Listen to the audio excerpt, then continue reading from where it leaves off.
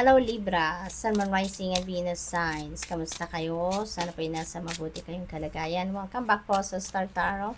Kung bago kayo rito, welcome din kayo. Thank you sa inyong support. I truly appreciate it. God bless you all.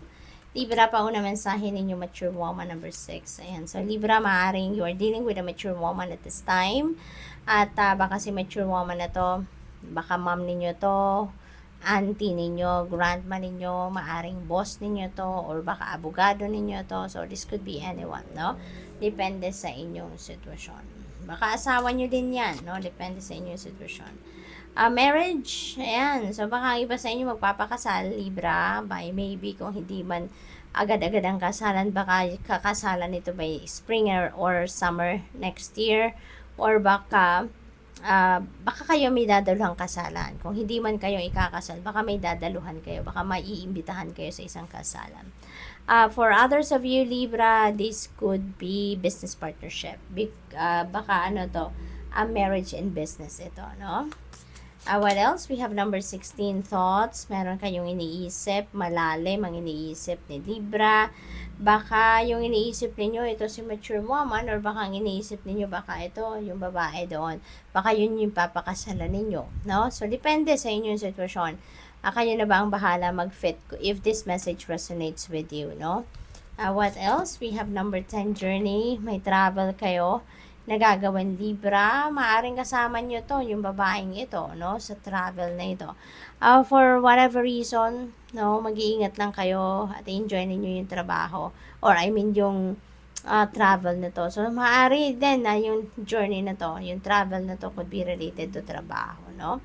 Sumingit talaga si trabaho. Kaya maaaring meron kayong job opportunities somewhere. Baka abroad, baka within the country lang, pero malayo-layo sa kung saan kayo nakatira, yung ganun ba.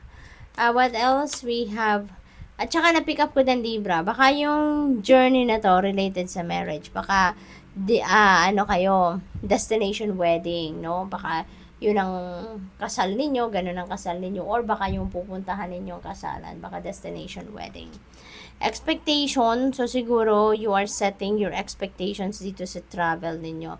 Baka ganon, no? Or expectation doon sa kasalang magaganap or sa pupuntahan ninyong kasalan. What else? We have number 22, official person. Baka ang kasalang ito, baka sa judge or mayor, maaring ganon. Or maybe you're dealing with an official person, Libra. Baka meron kayong mga pag-uusap, no, na importante, consultation, na gagawin with an official person. Or baka si official person, ito si mature woman din, baka siya yan. Maaari din, Libra, na kayo ito, si official person. Baka nandoon na kayo sa puntong nasa position of authority na kayo, or baka mapopromote kayo or maa-appoint kayo, no? Sa ganong position. So, great fortune, swerte, no? Hindi lang ito good fortune, kundi great fortune. So, napakalaking swerte. Maaaring related dito sa pera, sa relationship, sa trabaho, na mga swerteng ito or negosyo, no? So, congratulations to that. We have 13, wealthy man. Ayan, sa Libra. Maaaring yung great fortune na to manggagaling dito kay wealthy man. You're dealing with a wealthy man sa ngayon.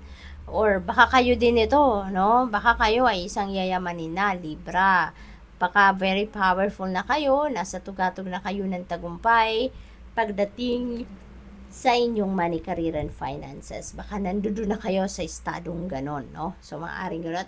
May great fortune pa kayo. So, maaaring kung kayo na to, si wealthy man, kung talagang wealthy na kayo, baka lalo pa talaga mag-grow ngayon, mag-expand ang inyong pangkaperahang aspeto.